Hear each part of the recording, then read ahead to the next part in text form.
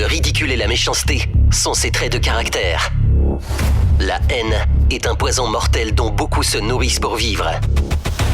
Il n'y a pas d'entrepreneur audacieux qui ne fabrique pas automatiquement jalousie, envie, critique, caricature, diffamation et désinformation.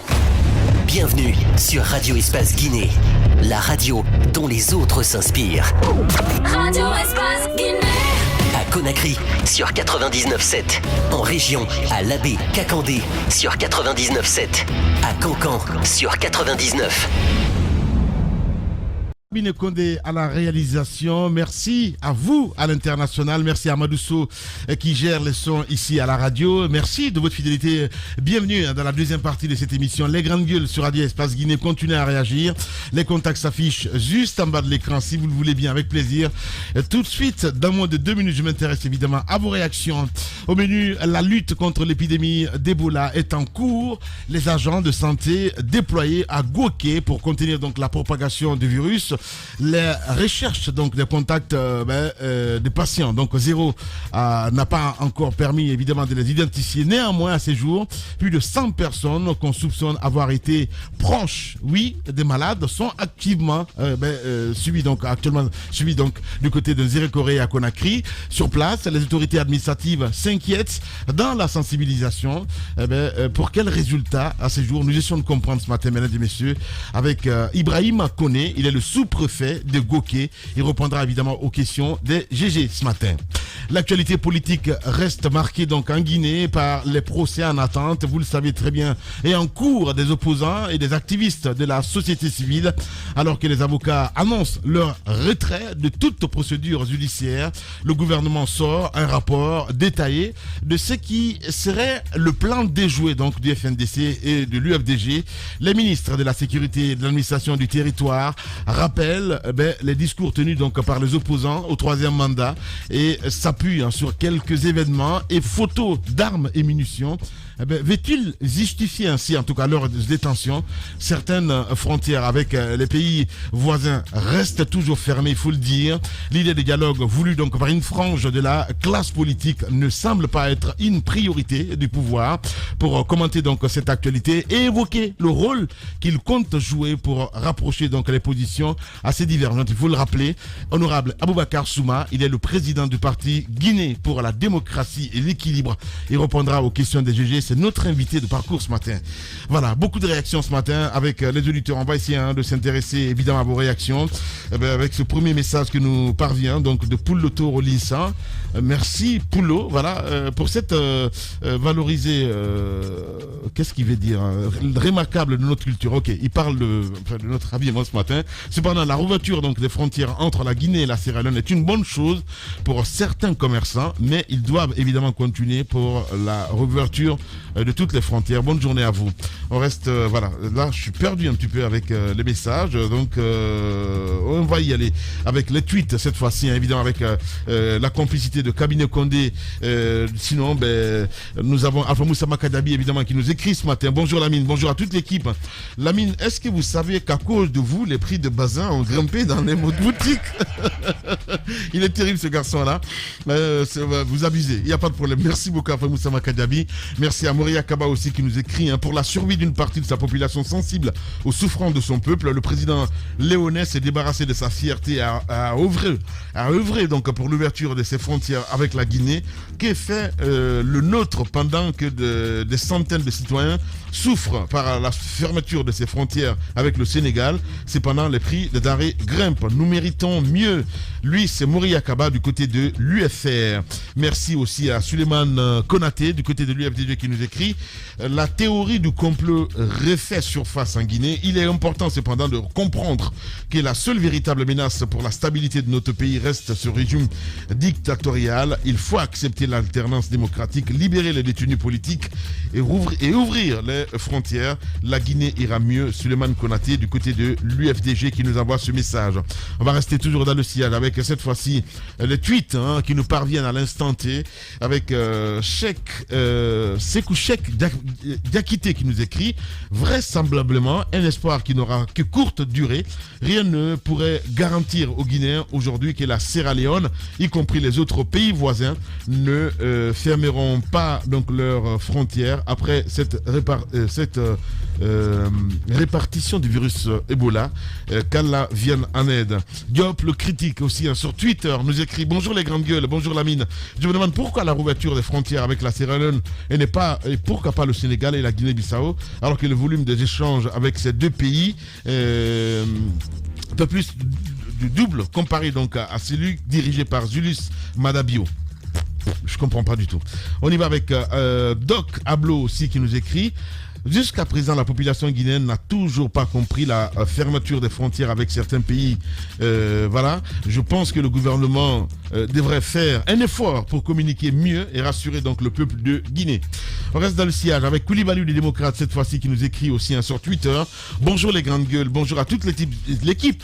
J'estime que c'est une bonne démarche diplomatique faite par les deux autorités guinéennes et léonaises.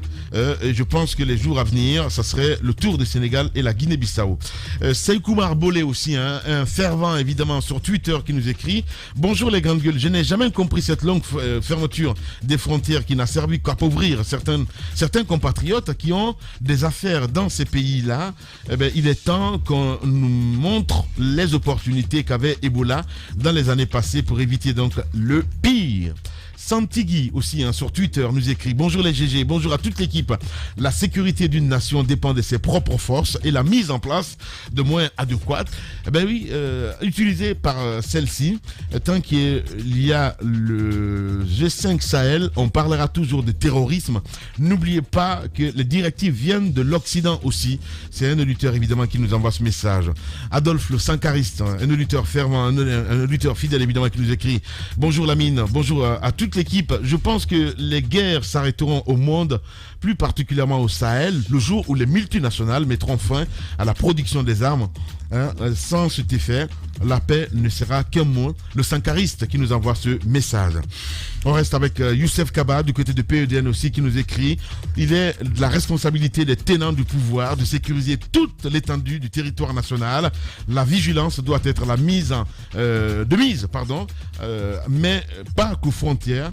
Les mêmes efforts devraient être fournis donc pour combattre cette insécurité interne que nous vivons. C'est Youssef Kaba qui nous envoie ce message. On a aussi Loa Ndiankoé qui nous écrit. J'avoue que le G5 Sahel ridiculise l'Union africaine dans ses fonctions. L'Afrique doit se réveiller. La lutte contre le terrorisme est une affaire de tous les États et non de 5 États.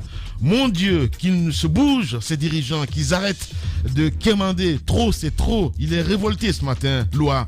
On reste avec cet autre aussi, qui nous écrit. Lui, c'est qui exactement? Mohamed, le politologue, qui nous écrit. Bonjour la team. Le discours d'Emmanuel Macron est très beau, mais les actes parlent plus fort que les mots. Depuis combien d'années le Mali est dans le pétrin de terrorisme islamiste? Il pose la question. Il faut agir honnêtement. Un dernier pour la route. Bonjour Lamine. Lui, c'est Abdourahmane Sissé.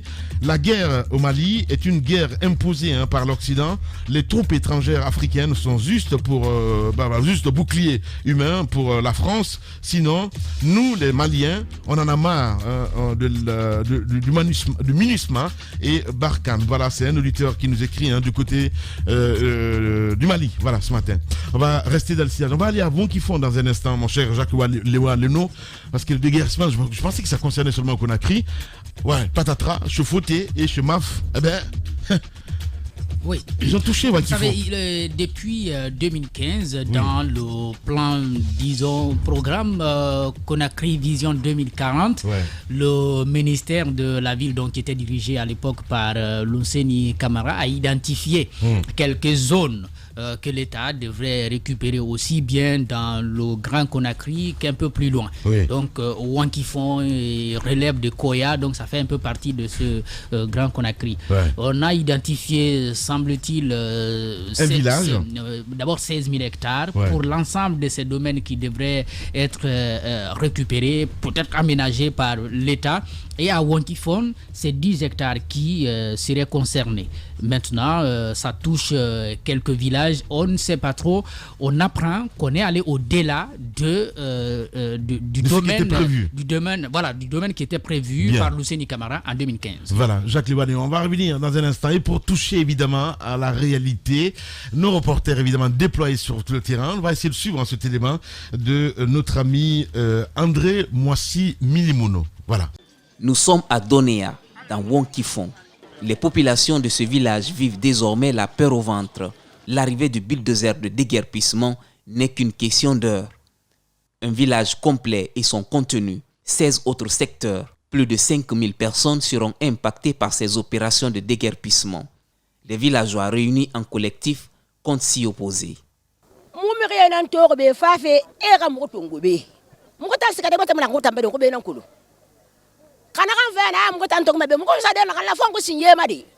Ils sont venus, ils ont couché rapidement, sans avertir à personne, sans répondre même ceux qui étaient là. Parce qu'il y avait quelques-uns qui étaient là, sont venus vers eux, mais ils étaient avec des militaires.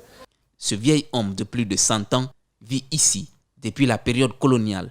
Il n'est pas prêt à quitter ce village sous aucun prétexte. Il formule une demande à l'État.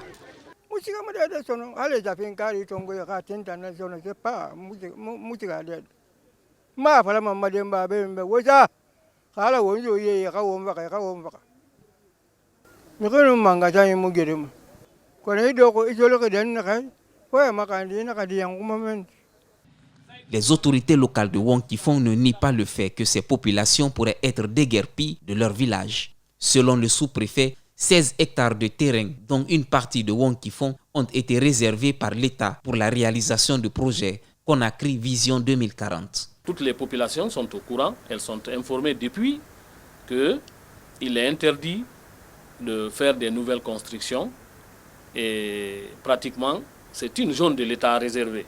Ce que je peux solliciter auprès de l'État et suggérer, vraiment c'est d'occuper les zones vierges et chercher à moderniser les villages pour ne pas déguerpir ces villages-là. Ce sont au total 3 villages qui risquent de disparaître à cause de ce projet. Aux populations concernées, le sous-préfet a donné d'amples explications, quoique insuffisantes, pour les convaincre de tout ce dit. Il leur a aussi demandé de rédiger un mémo qu'il transmettra au président de la République. Radio Espace, les grandes gueules. Leur spécialité, c'est la démesure totale. Tant qu'ils ne changeront pas, nous ne changerons pas non plus. Les grandes gueules, à suivre tous les jours sur la radio d'opinion. Radio Espace. Sur Radio Espace, mais aussi sur Espace TV. Et cette émission à retrouver à 18h sur Suite FM Guinée. Mon cher Moussa, on a écouté tes parents du côté de Wonkifon. Oui, mes parents, d'accord. Il faut une dose, Lamine, de logique, de raison dans cette frénésie de casse.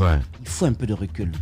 Qu'on prenne un peu la mesure de la situation pour ne pas que ce soit des actions populistes, parce que c'est ce à quoi nous sommes en train d'aller, c'est ce à quoi nous assistons maintenant.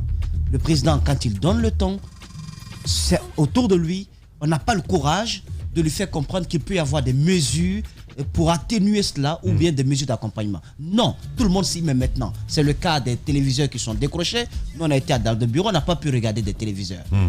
Tout le monde a décroché. Donc, je trouve qu'il y a une sorte d'automatisme. Quand le chef parle, même s'il y a des failles à trouver à sa décision, à lui faire comprendre, on ne le fait pas. Qu'on ne parle pas de cause d'utilité publique. Est-ce qu'il y a une cause plus noble que la cause humaine? Ces villages concernés, c'est 3 villages. 5000, plus de 5000 arbres. Vous avez réservé la zone en 2015. Eux, ils sont là depuis au moins un siècle. Quelle que soit la raison d'État qui vous pousse à agir de la sorte, on ne peut pas quand même chasser des lieux 5000 personnes. C'est pas possible. Je trouve qu'on n'est pas en train de comprendre. Même les casses, même si je partage, comme on appelle, que l'on casse des encombrants physiques sur la route, que des gens, par exemple, il y a des constructeurs quand même il y a des propriétaires qui sont assez véreux, qui viennent jusque sur la chaussée, c'est normal qu'on puisse les dégager. Mais que l'on comprenne que cette opération à l'aveuglette, dans les quartiers, à certains endroits où on pouvait avoir, qu'on appelle une mesure d'atténuation, cette opération a conduit à beaucoup de problèmes au niveau de la côte juvénile. Ouais. Vous avez des jeunes qui se débrouillaient dans de petits conteneurs, qui étaient au niveau des étalages, qui gagnaient là leur pain quotidien, qui ont été déguerpis. Je le dis pourquoi? Pas parce que ces jeunes ont raison de les emprises de la voie publique. Ouais. Mais l'État a tort de ne pas comprendre, calculer les conséquences qui peuvent venir derrière un déguerpissement à l'aveuglette. Ces conséquences sont des conséquences sécuritaires. On parlait de terrorisme tantôt, mais il y a le terrorisme d'abord national. Si vous avez des jeunes qui sont comme ça du jour au lendemain, mis au chômage, qui n'ont aucune perspective d'avenir, qui ne savent plus quoi faire. Ils vendaient des cartes de recharge. Il avait un petit télécentre. Il vendait des jus de fruits. Tout est cassé par l'État. Il n'a pas de perspective pour avoir un emploi. Mais ce jeune-là, il comprendra quel message.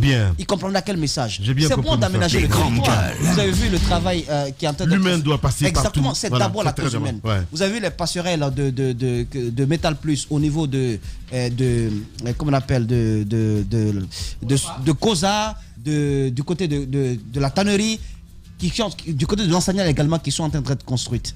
Mais allez-y voir le travail qui est fait, et si les citoyens empruntent ces passerelles-là, il y a un travail d'abord à faire sur l'humain. Il y a un travail à faire dans la sensibilisation avant de faire sortir ces bulldozers et de tout casser. Je trouve quand même que cette mesure du côté de Koya ne doit pas passer. Justement. Elle ne doit pas du tout passer. Moussa. Le doyen, vous l'avez écouté.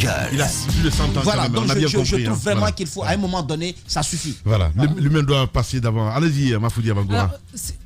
Toute politique de développement, je pense que l'objectif, c'est l'amélioration des conditions de vie des populations. Mais savoir qu'en menant ces politiques, vous détruisez des vies, moi, c'est quelque chose que je ne peux pas comprendre. L'État a le droit, quelle que soit l'ancienneté des populations sur un lieu, s'il y a une utilité publique... Oui, j'en viens. C'est que l'État a le droit de pouvoir les délocaliser. Mais en même temps, le droit le plus primaire, c'est d'assurer que ces Guinéens puissent avoir où rester. Vous avez quand même plus de 5000 âmes. Vous leur dites simplement de quitter. Où est la préoccupation de l'État à savoir où vont partir ces Guinéens? Ça ne les inquiète pas. C'est vrai qu'on veut le développement de la Guinée, on veut, avec ce projet, je ne sais pas, Vision 2040 et autres. Mais quand même, qu'est-ce qu'on fait de ces Guinéens? Je pense qu'il faut arrêter ces opérations à l'aveuglette comme ça. Oui, on veut le développement. Oui, il faut y aller. On veut changer beaucoup de choses. Mais en même temps, il ne faut pas agir de cette sorte parce que ça dénote un peu du manque d'intérêt, du manque d'amour qu'on pourrait avoir pour ces populations pour qui on semble vouloir travailler. Ça fait quand même 10 ans que le président est là. Les logements sociaux, ça a traîné. C'est pas la faute à ces Guinéens. Si aujourd'hui on se réveille, on veut des projets, bien d'accord, mais qu'on réfléchisse davantage à ce qu'on doit pouvoir faire pour ne pas que les gens en meurent. Parce que si vous délocalisez ses parents, j'écoutais un monsieur qui dit, hier par exemple, je crois que c'était dans l'émission de Six, qui dit avoir passé toute sa vie à casser la pierre. Il s'est battu pour au moins s'offrir un coin. L'État lui a enlevé ça. C'est vrai, peut-être l'endroit n'est pas approprié, mais l'État est aussi appelé à penser à la place de ce Guinéen, parce que c'est un Guinéen.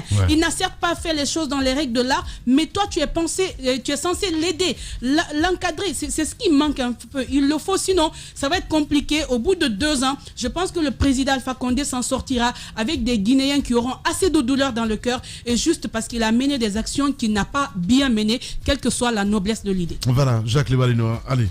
Quand on a mis en place un ministère de la ville et de l'aménagement du territoire, il faut y ajouter à la récupération des domaines qui reviennent à l'État, la construction. Parce que si on n'est pas dans la construction, c'est comme si l'État se donnait pour mission de tout simplement libérer les zones, créer des problèmes aux citoyens. Ça peut paraître parfois assez compliqué.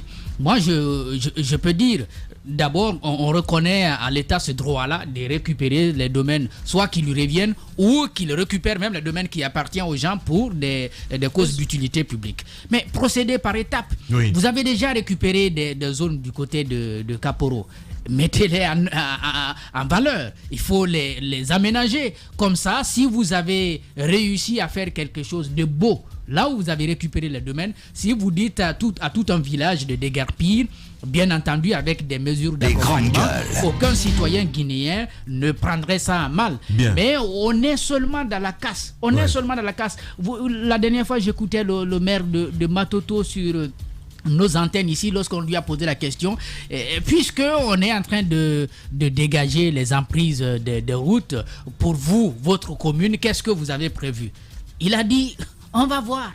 C'est-à-dire qu'il n'y a pas de plan. Ouais, on ne sait pas ce qu'on va faire aux abords de route. On ne sait pas, on va voir. Ouais. Il faut avoir un plan bien précis. Il faut se projeter, c'est très important. Bien entendu. Un plan d'action. Un plan d'action donc, qui peut permettre aux gens de savoir ce que vous devez faire dans 1 an, 2 ans ou 3 ans. Allez-y, Daouda. Non, c'est que l'humanisme a quitté vraiment la pratique. Ouais. C'est ça le problème. Sinon, je peux bien comprendre qu'on s'en prenne à de nouveaux quartiers, mais pas à des villages. Ouais. On peut moderniser, comme le sous-préfet l'a dit, on peut moderniser les villages. On peut venir avec cette vision.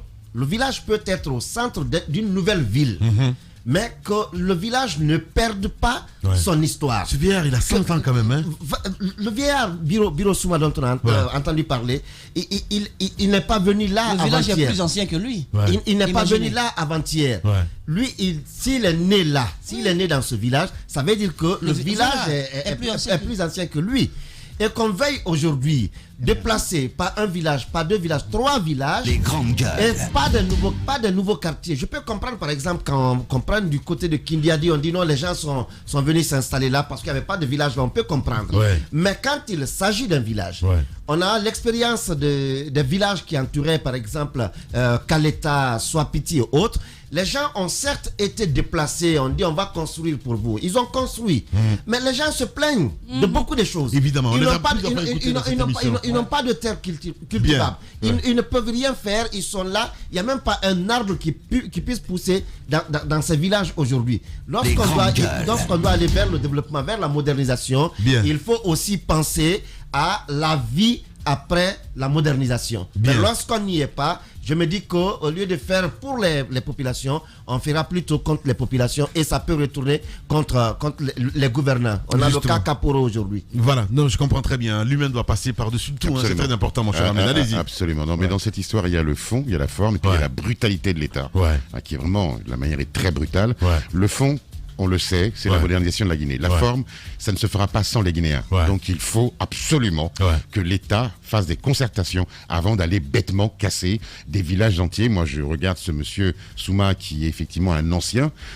Il a passé toute sa vie là. L'État doit en tenir compte. L'État exige des sociétés minières, lorsqu'elles s'implantent quelque part, de voir ce qu'on appelle le contenu local. Donc d'aider les populations. Il doit faire de même lorsqu'il décide de casser. On ne peut pas moderniser la Guinée sans les Guinéens. Pas du tout. Voilà, c'est pas possible. Et surtout, c'est pas des sous-Guinéens, il faut le rappeler. Je pense que il ne faut pas donner le sentiment. Il ne faut pas donner le sentiment aux Guinéens qu'il y a un 2 poids 2 mesures. C'est surtout ça le problème. Il faut aussi éviter. Je pense qu'ils ne sont pas en train de prendre la mesure d'une situation. Le fossé entre une classe bourgeoise, une classe pauvre, le fossé ne fait que s'agrandir. Vous n'êtes pas en sécurité si vous faites ça. Nous sommes privés de nos plages. Exactement, vous n'êtes pas en sécurité. Si l'écart est trop, le bourgeois Lamine et qui passe dans sa belle voiture, grosse cylindrée dans le quartier, il n'est pas en sécurité. On va prendre ça, on prend des cailloux, on va cogner et on va vous dire, dis donc, c'est l'avenue des 40 jeunes. C'est dans ça que vous roulez comme ça.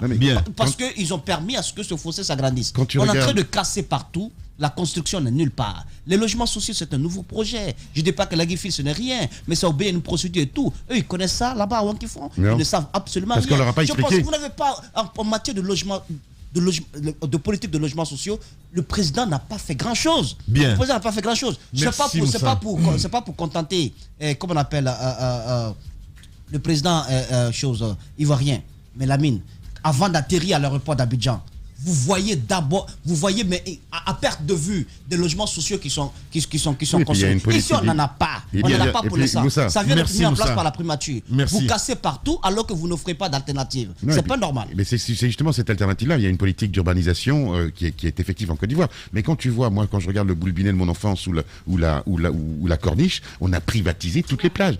Les Guinéens n'ont plus où se promener. Les Guinéens n'ont plus où aller en villégiature. Les Guinéens ne peuvent plus aujourd'hui sur les plages. C'est pas normal. Merci beaucoup à Ahmed Kourouma. Vous êtes chez les GG.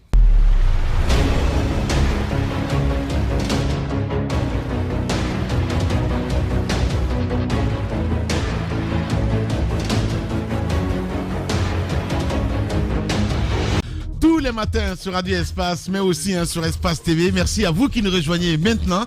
Mesdames et messieurs, notre invité ce matin, vous le voyez à l'écran, c'est une grande gueule et une belle émission ce matin. On aime l'avoir ici dans le studio d'Espace. C'est bien sûr honorable Aboubacar Souma, président du parti Guinée pour la démocratie et l'équilibre. Il répondra aux questions des GG dans un instant. Mais d'abord, nous partons du côté de Gouaké, d'où nous attend donc le sous-préfet. C'est bien sûr Ibrahima Koné. Il est ce matin en direct chez les GG. Monsieur Koné, bonjour. Bonjour monsieur. Bienvenue sur Radio Espace et dans cette émission. Allez-y. Monsieur Koné, vous êtes le sous-préfet de Gouaké, village qui enregistre aujourd'hui des cas d'Ebola. Ce matin, dites-nous, avec l'arrivée des équipes de renfort, comment se présente le village et les villageois? Je vous remercie beaucoup. Moi, je ne suis pas du corps médical. Mais le village, à l'heure là, est calme. Les gens sont sensibilisés par les responsables locaux de Gouaké avant l'arrivée de la mission nationale ou régionale. Alors, maintenant, vous m'entendez? Oui, vous êtes à l'antenne. Allez-y, monsieur le sous-préfet. Bon, maintenant, ici, on a recensé les personnes contacts. Nous attendons maintenant si l'État nous envoie des vaccins ou autre chose. Mais chez nous ici, la contamination, personne n'est mort ici. Ils sont tombés malades ici, ils sont allés mourir à Zérogouré. Bien. Allez, le sous-préfet de Gouaké en direct. Allez-y. Alors, il y a des mesures qui ont été annoncées, notamment le regroupement minimum 5 personnes. Dites-nous, est-ce qu'il y a une coopération? Est-ce que ces mesures ont commencé à être appliquées sur le terrain? Effectivement, les mesures, ce que je vous disais, je dis les mesures sont appliquées par la responsable de l'hôpital d'ici et les responsables administratifs. Est-ce que vous continuez à veiller? Oui, est-ce que vous continuez à veiller sur les cas d'enterrement? Donnez-nous plus de précision. Comment est-ce que vous organisez le respect de ces mesures? Parce que c'est le gros problème lorsque la population ne coopère pas. Attendez, ici, depuis la mort de ces gens-là, on n'a pas enregistré de mort ici. Et tous ceux qui sont morts, ils sont partis mourir à Zérogouré, pas à Gouaké. Ils ont contracté la maladie ici, mais on les a tous évacués à Zérogouré. C'est là-bas où ils sont morts, c'est là-bas où ils ont été enterrés. Bien. Même les cas de maladie spéciale, il n'y a pas eu de mort depuis lors. Depuis le 12, on n'a pas perçu de mort ici d'abord. Voilà, on espère qu'il n'y aura pas de mort, hein. C'est très, très important parce que... allez-y, Moussa. Donc à Gouaké, on tombe malade et on va mourir ailleurs. D'accord. Mais ça veut dire qu'il y a des questions liées à l'origine de cette maladie, au patient zéro dans la zone de Gouaké. Est-ce qu'en tant que première autorité de la localité, vous pouvez nous donner une idée sur la première personne qui a développé cette maladie là-bas? Je vous ai dit que moi, je ne suis pas du corps médical. Le problème de mort, on ne sait pas où ils ont enlevé. Nous avons vu la sage-femme là comme ça, la malade. Nous avons demandé à l'hôpital, on dit qu'elle a le palu. C'est à Zérogouré qu'ils ont détecté que ce n'était pas le palu. Que c'était Ebola. Avec son mari qui est à Conakry. Nous-mêmes, on est étonnés, on est ébahis, on a des problèmes, on ne sait pas d'où la maladie est venue. Et comment c'est venu. Bien. Le sous-préfet ce matin. Allez-y, Ahmed. Oui, monsieur le sous-préfet, je suis très étonné par votre discours ce matin. On dirait que vous n'êtes pas... je veux dire, normalement, effectivement, vous n'êtes pas du corps médical, mais en tant que sous-préfet, vous devriez, à mon avis, prendre langue, comme on dit, avec le corps médical pour nous informer de la situation. Avec le corps médical de ma localité, on a canalisé les familles qui sont atteintes. Chaque matin, on les flash, on laisse voir leur température en attendant que les spécialistes viennent. Nous, on ne les laisse pas sortir. Ils sont dans leur famille, ils ne sortent pas, on les encadre. Bien, ça c'est déjà une bonne chose. Allez-y. Alors, vous nous dites que vous attendez, vous dites en attendant que les spécialistes n'arrivent, on nous apprend que les équipes avaient déjà pris contrôle du village depuis le début de cette maladie, mais aussi d'autres équipes d'appui quittaient Conakry pour rejoindre là. Est-ce que jusque-là, ils ne sont pas arrivés ou quoi? Écoutez, excusez-moi, je dis ce contrôle-là a été effectué par les autorités administratives et sanitaires de la localité. C'est nous qui avons fait ça ici. Et nous continuons sur ça et nous sensibilisons la population. Mais on n'a pas eu d'abord des étrangers venus de Conakry ou d'ailleurs spécial pour venir s'occuper de nous. Voilà. Allez-y, Mafoudia. Alors, peut-être dernière question. Dites-nous, parmi les mesures, il y a l'accompagnement de ces familles parce qu'il ne s'agit pas de les maintenir dans les maisons. Il y a notamment l'aide en nourriture et autres. Est-ce que c'est effectif? Je vous dis qu'on dit qu'ils vont venir. Aucun n'est venu d'avoir. C'est nous-mêmes qui nous débrouillons ici à Guégué pour canaliser ces gens-là. Voilà. Merci beaucoup en tout cas, monsieur le sous-préfet. Surtout, bon courage à vous du côté des Goké. Voilà, ils sont en route, ils viennent, mais ils ne sont pas rentrés d'abord. D'accord, on a compris. Merci beaucoup. Vous pouvez activer là, donc à venir vite avec la nourriture là. Ouais, avec la nourriture. Voilà, vous avez faim là-bas, c'est bien cela. Ouais. Non, on n'a pas faim. Ouais. Ici, c'est un grenier. Et puis écoutez, Guégué n'est pas une sous-préfecture, Guégué c'est une ville. C'est 40 000 habitants. Bien. Merci. C'est un marché hebdomadaire qui reçoit trois pays. Le Mali, la Côte d'Ivoire et le Libéria viennent sur le marché de Guégué. Bien. Merci beaucoup. Les locaux, l'huile rouge et le riz, on quitte Kenya pour venir payer à Guégué. Guégué n'est pas un petit village. Voilà. J'ai 40 000 habitants. Ouais, on a bien compris. Merci beaucoup en tout cas, monsieur le sous-préfet. Voilà, du côté de Goké, Ibrahima Kone. Les grandes gueules sur Radio Espace Guinée. Les GG pensent comme JMJ. Une presse libre se voit dans la rue. Et la rue voit vraiment si la presse est libre. Cette dialectique sociale est la levure de la démocratie. JMJ. Les GG sur Espace, tous les matins 9h-11h. Notre invité ce matin, mesdames et messieurs, vous le voyez à l'écran évidemment, monsieur Aboubakar Souma, à qui nous disons bonjour. Bonjour. Bienvenue. Voilà. Alors, Aboubakar Souma, c'est une question d'actualité. Vous voyez que la 4e République fait face quand même au coronavirus. Ebola vient lui porter main forte. Comment vous voyez tout ça? Comment vous analysez tout cela? Bon, en tant que religieux, je dirais d'abord c'est la volonté divine. Hein? Oui. Okay. Les maladies ne viennent pas d'une personne. Ça vient de Dieu. Voilà. Deuxièmement, il faut prendre des mesures pour éviter sa propagation, pour éviter qu'il y ait beaucoup de victimes. Ça devient un problème de l'État. Ouais. Ça, l'État doit prendre ses responsabilités, faire en sorte qu'il n'y ait pas beaucoup de victimes. Ça, je suis d'accord. Je suis quand même un peu ébahi par les propos, l'un des points des propos du sous-préfet. Ouais. Vous savez, il y a 5 victimes officiellement déjà, et ça fait un peu plus d'une semaine que nous parlons de cette maladie, mais ça date d'avant même une semaine, et qu'ils nous disent que jusqu'à ce jour, aucune mission n'est encore arrivée sur place. Je trouve cela extraordinaire. Ouais. Au fait, ce qu'il faut éviter, ce sont les effets d'annonce, ce sont comment on appelle, les écrans de fumée qu'on nous présente à chaque fois, parce qu'on veut faire passer un message à l'opinion publique nationale. L'épicentre, là où le premier cas a été détecté, pour l'instant, aucune mission n'a encore mis pied. Les grandes gueules. La mission est en route. Bien. Je trouve que c'est pas du tout normal. On aurait dû avoir actuellement à Guéké un dispositif assez important. Parce que le cas de ce marché hebdomadaire où des pays frontaliers ou des citoyens des pays frontaliers viennent, je trouve que ça peut être aussi une source d'entrée peut-être de la maladie. Et que cette zone ne soit pas déjà en inspection par le corps médical, je trouve que c'est une légèreté assez grave. Voilà, monsieur Souma, on suit l'actualité de près. Hein. Est-ce que vous avez eu vent de ce rapport qui a circulé un petit peu ce week-end, qui parle, on n'a pas envie de dire, hein, vraiment, qui fait état des supposés de complots, organisations. On parle notamment des acteurs du FNDC ou encore de l'opposition elle-même.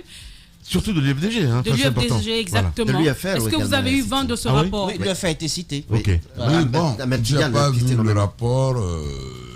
J'entends parler dans le petit groupe. Mais je n'ai pas vu moi-même le rapport. Je n'ai pas connu le rapport.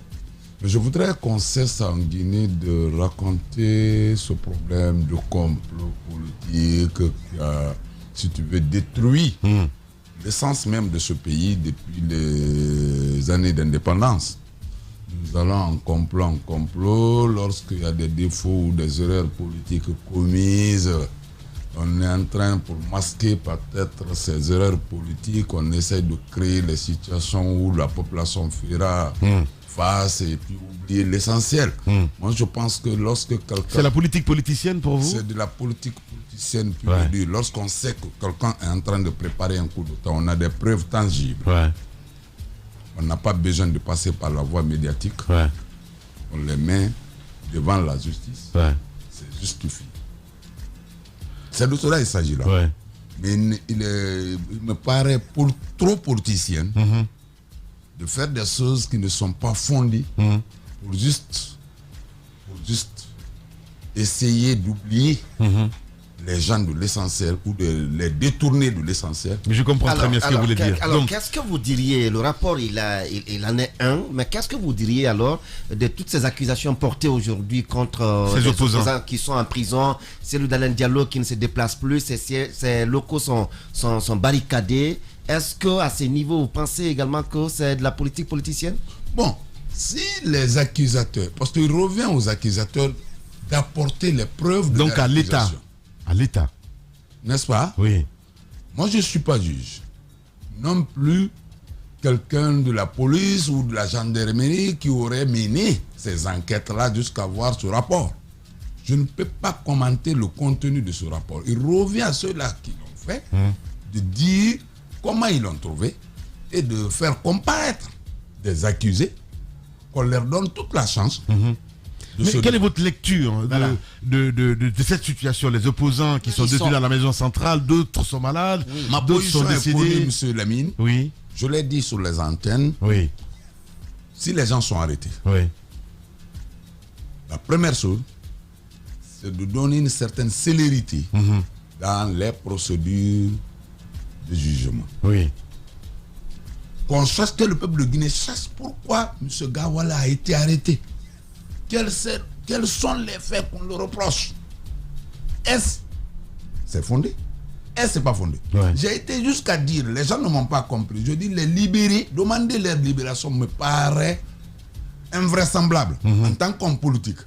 Si on arrête un homme politique, l'homme politique doit accepter la prison pendant tout le temps qu'il faut pour que sa culpabilité ou sa non-culpabilité s'établisse.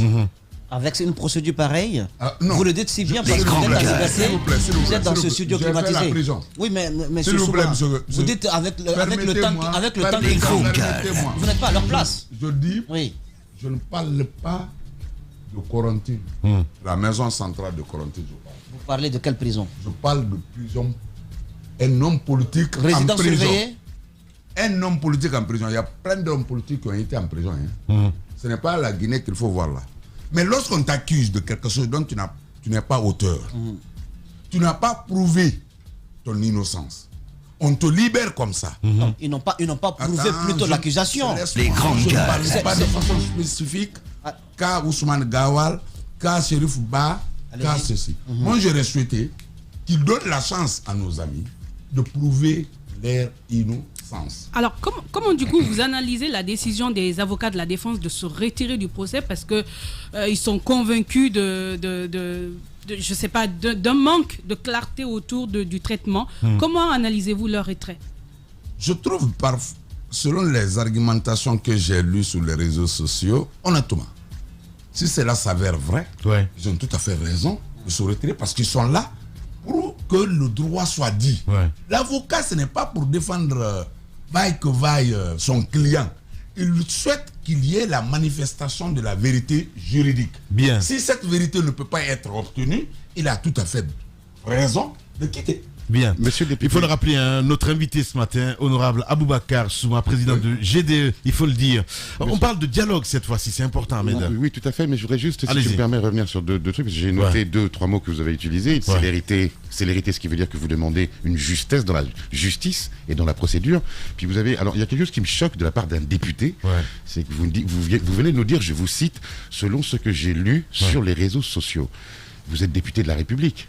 Vous avez tout le loisir et la force publique pour vous pour demander à ce qu'il y ait de la part de l'État une justification de l'emprisonnement de nos hommes politiques, premièrement. Et vous avez tout le loisir, puisque vous êtes élu par le peuple, pour demander à la justice de faire son travail de manière proportionnée, juste et surtout cohérente.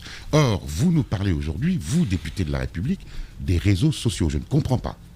Non, je dis les informations que j'ai eues à travers les déclarations de retrait des avocats.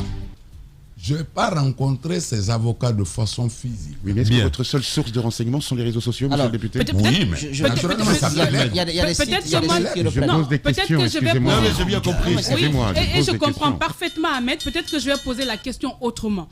Est-ce qu'au niveau de l'Assemblée, avec vous les députés, est-ce qu'il y a une démarche aujourd'hui pour comprendre ce retard qui existe dans le traitement des dossiers de ces détenus politiques?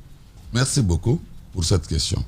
J'avoue que je ne suis pas du groupe parlementaire, je commence par ça, du RPG Arc-en-Ciel. Nous avons notre groupe parlementaire. Sachez d'avance que l'Assemblée nationale, c'est la dictature de la majorité.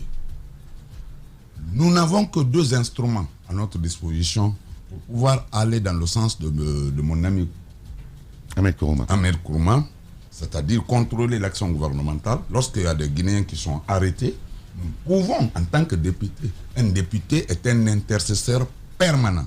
Quel que soit le citoyen guinéen, nous avons l'obligation de le défendre et de le protéger. L'obligation, je le dis. Monsieur je viens. Vous avez le verbe facile, mais dans les faits, ce n'est pas le cas. S'il vous plaît, je viens. Ce que je te dis là, c'est de la vérité, ça vient du fond du cœur. Je n'en doute pas.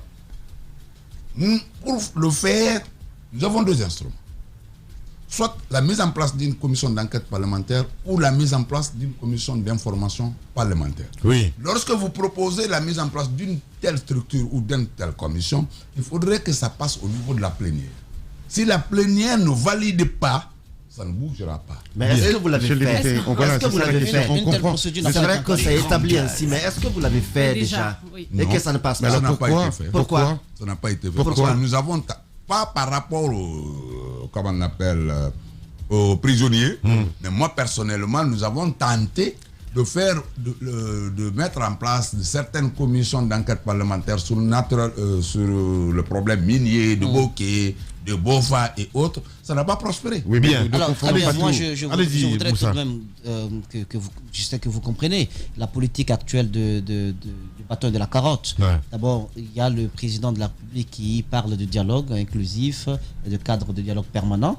Et Mamadou Sylla qui tient vraiment à ce que son statut de chef de file de l'opposition lui soit reconnu. Il a entamé des démarches. Il allait rencontrer récemment le Premier ministre, accompagné également de quelques opposants. Est-ce que vous voyez une perspective heureuse à cette nouvelle démarche? Parce qu'au cours de cette rencontre, la question de la visite aux détenus politiques a été mise sur la table. Alors, vous pensez qu'une telle procédure peut prospérer quand on sait l'échec des précédentes? Oui, non. Oui. Bon, monsieur le député. Oui, non, c'est-à-dire. Oui, non, oui. Mamadou Sylla, qu'on le dise, qu'on le veuille ou pas, selon la situation actuelle, est le chef de file de l'opposition. Oui. Parce que la loi est claire. Moi qui te parle, j'aurais souhaité peut-être être chef de file. Mais Dieu ne m'a pas donné la chance de l'être. Aujourd'hui, après le RPG Arc-en-Ciel à l'Assemblée, le parti UDG a 4 députés. Non. Mais ne dites pas le nom parce que c'est un peu... Laissez-moi dire exactement. Et donc il vient en seconde position. Mais quand même. Continuez quand même. En seconde position après le premier parti. Attendez. Moi, nous on s'en fout. Nous on interprète les lois. C'est pourquoi on vous écrase. C'est pourquoi on vous écrase. D'accord. Donc vous êtes une minorité, une portion congrue. Presque insignifiante. Monsieur le député. D'accord, oui, permettez-moi. Monsieur le député. Mamadou Sylla est bel et bien le chef de file. Moi qui te parle, je fais partie du cabinet de Mamadou Sylla. Je comprends bien. Tant mieux, on est heureux. Je comprends bien. Monsieur le député. Je fais partie. Et la démarche que nous avons entamée là, je pense que ça peut aboutir. Monsieur le député. Comment? Monsieur le député. Expliquez-nous. Voilà. Le Premier ministre a-t-il été réceptif au message que vous avez passé? Oui. Et quelle est la réponse qu'il a donnée? Il a demandé aussitôt à son ministre de la Justice de nous faciliter la tâche, non seulement pour aller rendre visite, ça leur fait une belle jambe, ça, monsieur le député. Mais je vais vous dire une chose. Vous êtes... Attends, laissez-moi finir. Il n'a pas fini la réponse. Je voudrais juste poser une question. Il a dit oui ou non? Il a dit oui ou non. Laissez-moi juste finir. Monsieur le député, il y a quelque chose qui me dérange quand je vous entends parler, à l'entame de cet échange, vous avez parlé de Dieu. Moi, je me fous de savoir si vous croyez en Dieu ou pas. Vous êtes un député de la République, d'un État laïque. Donc, vraiment, s'il vous plaît, arrêtez de nous parler de Dieu dans cette enceinte. Si l'État est laïque, ça me condamne à ne pas reconnaître. Non, mais ça vous condamne par ça. Monsieur le député, ça vous condamne. Non, monsieur le député, ça vous condamne. Ça vous condamne. Vous m'avez posé une question, je peux y répondre? Oui. Ça vous condamne à rester neutre de manière laïque, et moi, je ne veux pas savoir de quelle religion vous êtes. Vous êtes un député de la République. C'est votre problème. Merci. Non, mais c'est le mien. Oui, ça devient un problème. Donc, je finis. Si vous permettez, je finis. Vous avez dit, je vous cite encore une fois, l'Assemblée nationale, c'est la dictature de la majorité. C'est ça, je vous cite, d'accord? Oui. Ce qui me dérange dans votre démarche, c'est qu'il y a des députés, et je suis très content que vous soyez sur le plateau, on parle des députés qui croupissent en prison depuis maintenant... Députés des hommes politiques. Des anciens députés. Oui, effectivement. Les grandes gueules. Et des hommes politiques croupissent en prison depuis maintenant des mois. Pour des raisons ignorées par nous. Alors, c'est encore plus grave. Si vous ignorez pour les raisons... Pas. Non, mais attendez, monsieur le député. Arrêtez de vous défausser. Vous ne pouvez pas venir. Vous êtes un élu de la République, payé par le contribuable guinéen, censé représenter les Guinéens. Et surtout, les garants, ce qui est le plus important, monsieur le député, les garants de la démocratie de ce pays. Vous ne pouvez pas venir vous asseoir ici à cette table et nous dire à nous, on n'est pas au courant. Faites des enquêtes, vous avez des moyens à votre disposition. C'est ça qui m'intéresse. On parle aujourd'hui, depuis des mois et des mois des prisonniers. Moi, ça me fait mal au cœur de voir un Ousmane Guewal à la maison centrale, et ceux qui sont censés défendre la démocratie de ce pays en dehors de ses avocats, venir nous dire à l'antenne ici, on n'est pas au courant, on n'a pas fait de commission, vous venez nous parler de mines, vous faites un amalgame, on parle de vies humaines, on parle de fonctionnement de la démocratie guinéenne, et il est temps, monsieur le député, que vous preniez vos responsabilités. Attendez. Monsieur Kourouma, je voudrais te poser une question. C'est vrai qu'on ne doit pas vous poser des questions ici. Si, je t'écoute. Je suis ouvert à toutes les questions. Je suis venu pour que tu me donnes les leçons. Oui, absolument. Maintenant, Ahmed. Oui, je suis désolé. Parce que vous venez, je suis désolé. Non, je suis désolé. Il m'a posé une question, je réponds. Il m'a posé une question, je réponds. Tu aurais pu aller à l'assemblée, on te donne toute la chance. Je suis parfaitement d'accord. Fais-le. Allez-y, tu vas donner les leçons. Mais sache une chose, ce que tu fais là, tu es vraiment le prototype du Guinéen. Parce qu'il pense qu'il a raison. C'est lui qui a raison. C'est ça le prototype du Guinéen. Alors, moi, ce que je vais te dire, nous n'avons que 4 rôles. Un député sur le plan loi n'a que 4 rôles. Non, tu ne connais pas. Ahmed, j'espère que tu ne connais pas les fonctions d'un député, M. Kourouma. Tu ne connais pas. Si tu connaissais, tu n'allais pas agir comme ça. Alors vas-y, c'est quoi les fonctions d'un député? Donne-moi un cours de sciences politiques. Nous avons la fonction législative. Oui. Nous avons la fonction d'intercesseur permanent. Absolument. Nous avons la fonction de représentation nationale. Et nous avons la fonction de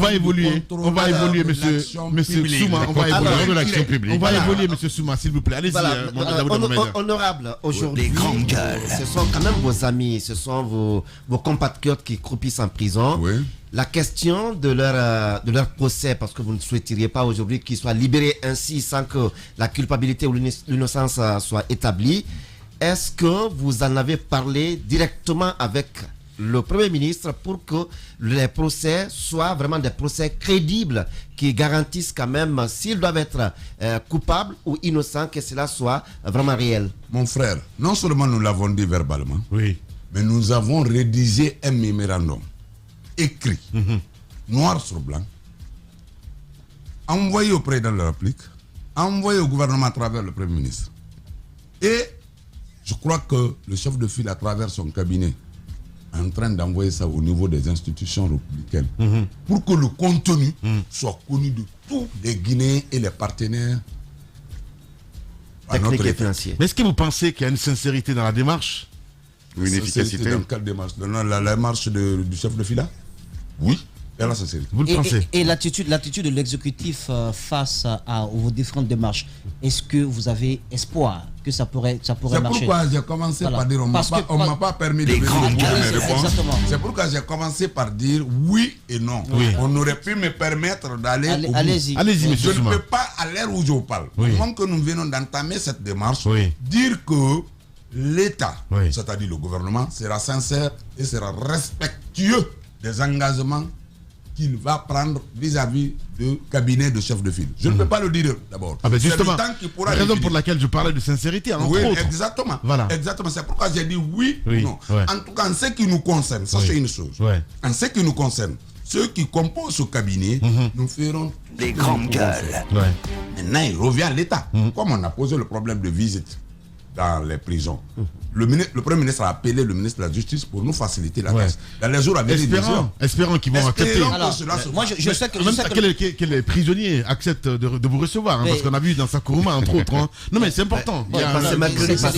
C'est différent. Moi, ce que je trouve, je sais que l'argumentaire de la séparation des pouvoirs va peut-être être mis sur la table en vous faisant comprendre que l'exécutif n'a absolument rien à voir dans les procédures judiciaires, alors que les procédures judiciaires sont en cours et le gouvernement sort l'artillerie lourde, un rapport qui accable les opposants et qui pourrait permettre aux juges, et qui a la dernière décision, qui pourrait permettre donc aux juges en charge des dossiers d'avoir la main lourde.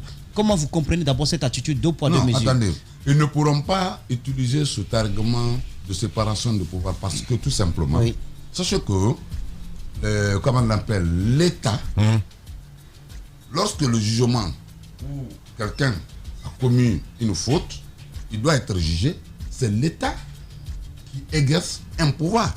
Ok. Deuxième chose, c'est l'État qui garde le prisonnier. Et la prison relève directement du ministère de la Justice. On est d'accord? Si quelqu'un veut rendre visite à la justice, le pénitencier relève directement du cabinet du ministre de la Justice. Donc, à cet égard, il n'y a pas de problème de séparation de pouvoir. Deuxième chose, les grandes gueules. Le chef de file de l'opposition est une institution républicaine. Tu comprends? Alors, nous avons 2 possibilités. La première possibilité, lorsque nous avons été voir le Premier ministre, nous l'avons demandé verbalement. Si cela ne marche pas, nous avons la possibilité au niveau du Parlement, dans le cadre du cabinet du chef de file de l'opposition, de proposer, comme le veut mon frère Kourouma, la mise en place d'une commission d'enquête ou d'information parlementaire. Que ça passe ou ça ne passe pas, parce que c'est une question de vote, là. Vous comprenez? Mais nous le verrons. Est-ce que le budget du chef de file est tombé? Parce qu'on voit que son cabinet s'agrandit un tout petit peu. Vous avez même des conseillers. 2 opposants sont venus se greffer à vous. 3. On retient tout de même Baouri, on retient Dr Faya Milimono. Alors, expliquez-nous qu'est-ce qui a prévalu à rapprochement de ces opposants-là. Honnêtement, mon parti a reçu le chef de file de l'opposition. On vous a vu sur Espace TV, vrai? Il est allé nous tendre la main.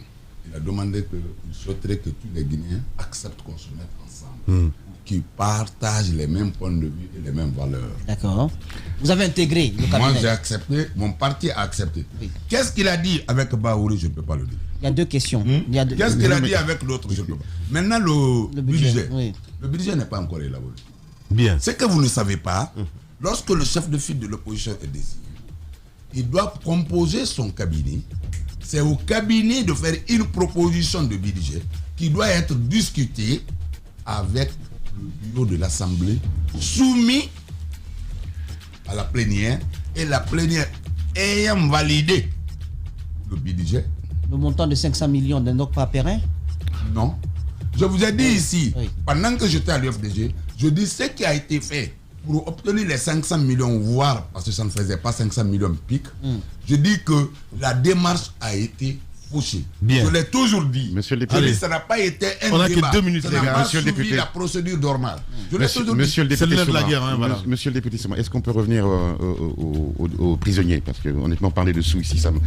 vous êtes conscient quand même que vous avez, en tant que député de la République, un pouvoir coercitif. Vous avez la possibilité de pousser l'État à vous ouvrir les portes des prisons, sans passer par le garde des Sceaux, comme vous le dites, parce que vous avez un pouvoir décisionnaire.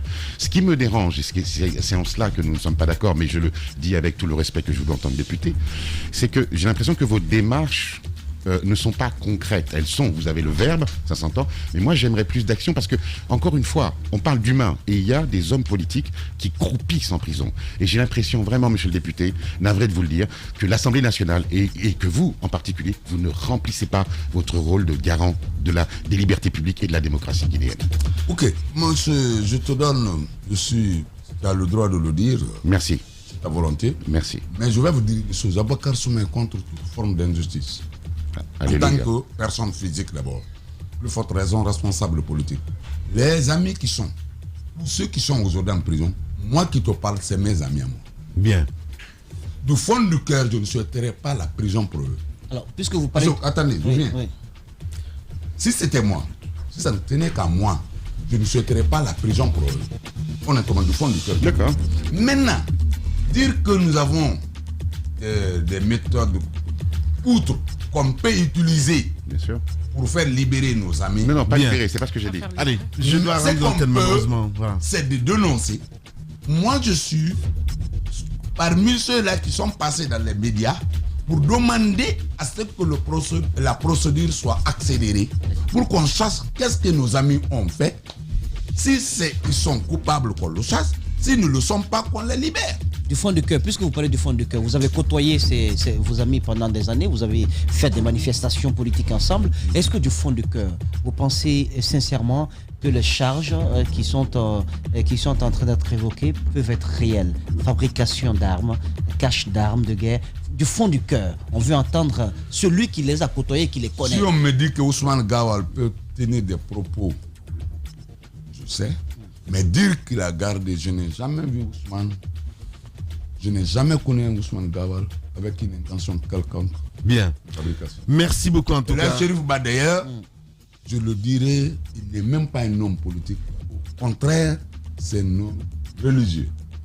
Dire qu'il a ça m'étonnerait. Mais lorsque j'aurai des preuves, c'est tout. Voilà. Honnêtement. Merci beaucoup en tout cas, M. Souma, d'être passé ce matin chez les GG. Vous êtes toujours allié avec le RPG ou pas du tout? Non. Bon, il n'y a pas d'alliance entre ça s'entend pas, ça s'entend un petit peu. Merci beaucoup en tout cas d'être passé ce matin chez les GG. Merci à vous tous à l'international. Merci à Camille Condé à la réalisation. Amadou Soa a géré les sons ici. Mafata Sano, l'homme de nuit, Alassane Diallo, l'homme de nuit. Merci à vous tous à l'international. Dans un instant sur Radio Espace, c'est Arnaud Béché qui vous retrouvez pour Zik, laisse passer la matinée. Et sur Espace TV, les infos reviennent évidemment avec le 20h. Prenez soin de vous. On se retrouve demain jeudi. Au revoir.